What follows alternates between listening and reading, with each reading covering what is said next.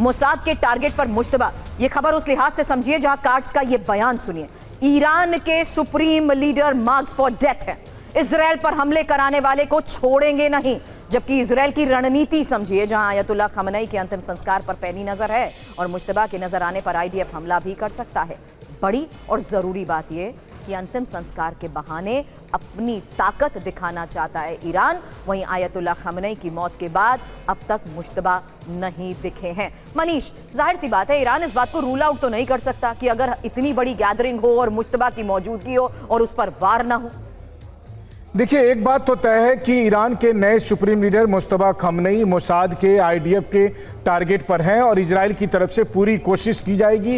Israel के रक्षा मंत्री ने भी ये बात कही है, ईरान के विदेश मंत्री ने भी ये अंदेशा जताते हुए ऐसा किसी दुस्साहस का अंजाम भुगतने की चेतावनी दी है। और इन सब के अलावा जो आपने दिखाया कि ट्रंप की जो करीबी हैं लूमर, वो कितना असंवेदनशील और घटिया बातें कर रही है। आप सोचिए, जो अंतिम संस्कार में लाखों लोग आएंगे, कहा जा रहा है कि 90 देशों से अधिक देश के प्रतिनिधि वहां पर शामिल होंगे।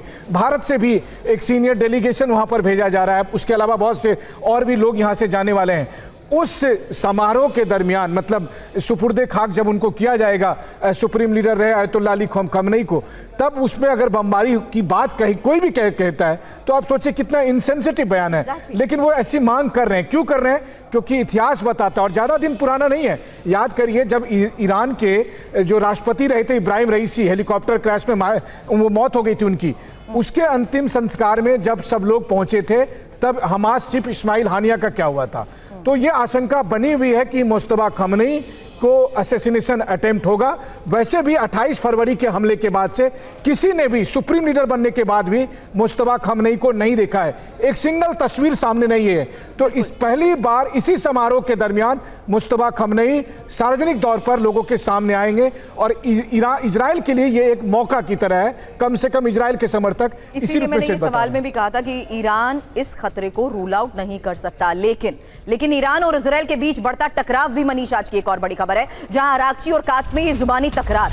सोशल मीडिया पर दोनों के बीच युद्ध और कात्स ने ईरान को हमले की धमकी भी दी है। अराक्ची ने सबक सिखाने की चेतावनी भी दी है। हालांकि कात्स और अराक्ची महायुद्ध की इस घंटी में आज के इस बयान को लेकर खबर सुनिए जिसमें चेतावनी है। चेतावनी प्रहार की एक इंफॉर्मेशन, जहां कात्स की इस चेतावनी में साफ तौर पर कहा गया कि टारगेट पर ईरान के सुप्रीम लीडर हैं, जबकि अराक्ची ने साफ तौर पर कहा कि अमेरिका अपने पालतू जानवर का मुंह बंद करे। अब महायुद्ध को देखते हुए इन बयानों का मतलब मनीष करूं आपसे सवाल, उससे पहले ईरान को परमाणु हथियार नहीं बनाने देंगे, कात्स ने इस चेतावनी में फिर दोहराया। जबकि अराक्ची ने कहा कि अपने मालिक की बात मानो नहीं तो सबक सिखाएंगे। एक और बड़ी बात है, जहां हमारे नेता को धमकी की पूरी ताकत से ही जवाब देने की ईरान की तैयारी भी इस बयान में साफ नजर आ रही है। जबकि ईरान पर फिर सैन्य कार्रवाई करने की धमकी कात्स की तरफ से दी गई है। बड़ी बात यह है कि अराक्ची ने इस्लामाबाद एमओयू की शर्तों का हवाला भी दिया है।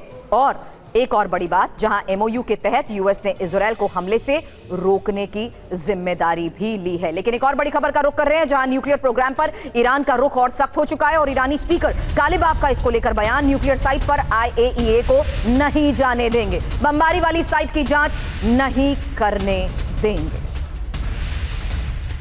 अब मुश्तबा का न्यूक्लियर प्रण, जहां ईरान के न्यूक्लियर प्रोग्राम पर टकराव की आशंका और न्यूक्लियर ठिकानों की जांच नहीं करने देगा ईरान। न्यूक्लियर प्रोग्राम पर स्पीकर कालिबाफ का यह बयान सामने आ चुका है। सुप्रीम नेशनल सिक्योरिटी काउंसिल में कानून पास और कानून में आईएईए को साइट पर जाने की इजाजत नहीं। यूएस की बमबारी वाली साइट पर आईएईए को इजाजत नहीं होगी। हालांकि आईएईए की टीम्स कहां जा सकती हैं, जहां हमला नहीं हुआ उन साइट की वो जांच कर सकती है। Bushehr power plant, Tehran research centre की जांच भी संभव है। यही अल जजीरा की रिपोर्ट में दावा